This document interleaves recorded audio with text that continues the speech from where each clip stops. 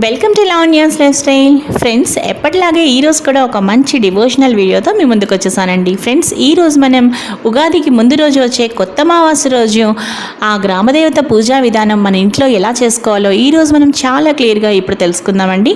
అలాగే Lavanya's life style ఛానల్ని మీరు ఫస్ట్ నుంచి ఫాలో అయ్యే వాళ్ళైతే మీకు తప్పకుండా మీరు ఆ వీడియోస్ని చూసే ఉంటారండి.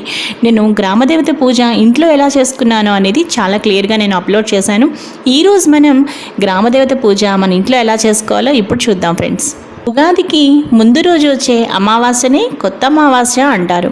ఈ కొత్త అమావాస్య రోజున గ్రామదేవతను ప్రతి ఊర్లోనూ అక్కడ ఆయా పేర్లతోటి, అనగా మరినమ్మ తల్లి అని, నూకాలమ్మ తల్లి అని, దుర్గాలమ్మ తల్లి అని, పోలేరమ్మ తల్లి అని, ఇలా గ్రామదేవతల పేర్లు అనేకం ఉంటాయి. ఏ ఊరి ప్రజలు ఆ ఊరి గ్రామదేవత పేరు తలుచుకొని ఆ అమ్మవారికి ప్రతి సంవత్సరము కొత్త అమావాస్య రోజు చక్కగా పూజలు చేసుకొని నైవేద్యం పెడుతూ ఉంటారు. ఇలా నైవేద్యం ఎందుకు పెడతారు అంటే, సంతానం కలగాలని ఎవరైతే కోరుకుంటారో వాళ్లకు తప్పకుండా ఆ గ్రామదేవత అమ్మవారు సంతానాన్ని ప్రసాదిస్తుందని, అలాగే ఆ చక్కని సంతానాన్ని కూడా ఆ అమ్మవారు చల్లగా కరుణించి కాపాడుతుందనే నమ్మకంతో, ఆయు ఆరోగ్యాలతో, అష్ట ఐశ్వర్యాలతో, ఇష్ట సంపదలతో చక్కగా లక్షల ఐదవతనం కడుపు చలువతో వర్ధిల్లాలని ప్రతి ఒక్కరూ, పెళ్ళైన ప్రతి ఆడవాళ్ళు కూడా చక్కగా మనస్ఫూర్తిగా అమ్మవారిని ఆ రోజు కొత్త అమావాస్య రోజు చక్కగా పూజించి అమ్మవారికి ఈ నైవేద్యాలు తప్పనిసరిగా పెట్టుకుంటారు. మరి ఆ నైవేద్యాలు ఏంటో ఇప్పుడు తెలుసుకుందాం.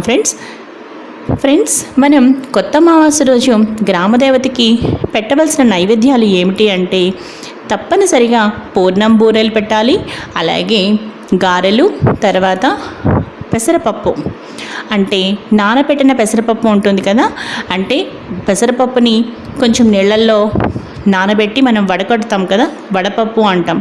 వడపప్పు, అలాగే పానకం, దానితో పాటు చక్కగా అన్నం, ఇంకా కొన్ని ప్రాంతాల్లో తెల్లగపిండి కూడా చేస్తూ ఉంటారు, తెల్లగపిండి కూర. ఇక చల్లని ఉపారంగా మనం ఏం చెప్తాము అంటే పెరుగు అండి.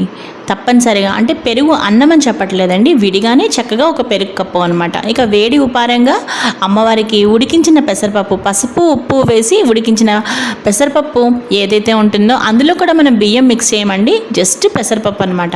పసుపు ఉప్పు వేసి మనం పెసరపప్పును ఉడికిస్తాం కదా, అది వేడి ఉపారంగా, అలాగే చల్లని ఉపారంగా మనం చక్కగా పెరుగు అనమాట. ఇప్పుడు మనం అసలు ఎలా అమ్మవారి పూజ చేసుకోవాలి, నైవేద్యాలు ఎలా మనం అరేంజ్ చేయాలి అనేది కూడా మీకు చెప్తాను. అంటే మన ఇంట్లో చేసుకున్న, అంటే మనం అమ్మవారికి పెట్టే నైవేద్యాలు రెండు రకాలుగా సెపరేట్ చేయాలి. చాకలికి ఇచ్చేది ఒకటి, మన ఇంట్లో ఒకటి, అది కూడా మీకు నేను డీటెయిల్గా చెప్తాను అండి. ఇక ముందుగా అమ్మవారి పూజ చూసుకుందాం. ఫస్ట్ మనం చక్కగా ఏదైనా అమ్మవారి పటం తీసుకుని ఆ అమ్మవారికి చక్కగా కుంకుమ బొట్టు పెట్టి, మనం కూడా చక్కగా కాళ్ళకి పసుపు రాసుకుని కుంకుమ బొట్టు పెట్టుకుని చక్కగా దీపం వెలిగించి ఆచమనం, సంకల్పం, నైవేద్యం, ఇక ఆచమనం, సంకల్పం అన్నీ పూర్తి చేసుకున్న తర్వాత మనం నిత్య పూజా విధానం నేను ఒక వీడియో చేశానండి. సో ఆ వీడియో మనం చూసినట్టుగానే అదే విధంగా పూజ ముగించుకొని ఇక నైవేద్యాలు ఇప్పుడు మనం ఎలా అరేంజ్ చేసుకోవాలో మీకు నేను చెప్తున్నానండి.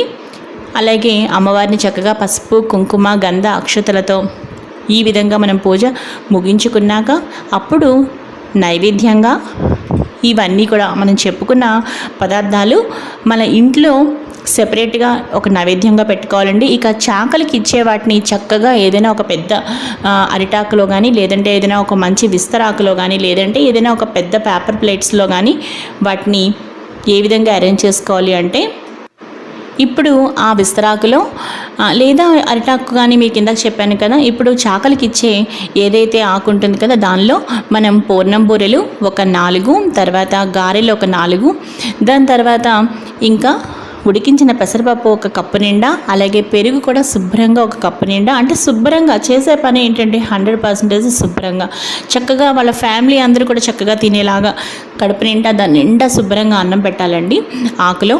అలాగే నెక్స్ట్ అలాగే పెరుగు కూడా శుభ్రంగా ఒక కప్పు నిండా ఇవ్వండి. ఇంకా నెక్స్ట్ మనం తెలగపిండి కూర చెప్పుకున్నాం కదా, చాలా ప్రాంతాల్లో తెలగపిండి కూర చేసుకునే వాళ్ళు ఉంటారు. తెలగపిండి కూర కూడా అండి మనం ఇవన్నీ కూడా నైవేద్యం పెడతాము అమ్మవారికి. పెట్టిన తర్వాతనే రెండు సపరేట్గా మన ఇంట్లో ఉండే పూర్ణం బూరెలు, గారెలు, అలాగే అన్నం, తర్వాత మనం తయారు చేసుకున్న పెసరపప్పు, వడపప్పు, పానకం వాటన్నిటికీ నైవేద్యం పక్కన పెట్టుకుంటాం. అవి మన ఇంట్లో కుటుంబ సభ్యులు తింటాము. చాకలికి ఇచ్చేవన్నీ కూడా మనం ఏవైతే తయారు చేసిన పదార్థాలు ఉన్నాయో అవన్నీ కూడా చక్కగా ఆకులో అరేంజ్ చేసి శుభ్రంగా చక్కగా తృప్తిగా మనం పూజ ముగించుకుని నైవేద్యం పెట్టాక అప్పుడు ఆ చాకలికి మనం ఇవ్వాలి అండి. అలా చాకలి చక్కగా తీసుకువెళ్తే అది కడుపు చలవ అండి. ఇక మీ పూజ నైవేద్యం అన్నీ సమర్పించుకున్న తర్వాత మీ పూజ మొత్తం ముగించిన తర్వాత మీరు పూజ చేసుకున్న ఆ నీళ్లు ఉంటాయి కదా, అవి చక్కగా తులసి మొక్కలో సూర్యభగవాన్ని చూస్తూ పోసేసిన తర్వాత అప్పుడు చాకలికి మీరు ఇవ్వండి.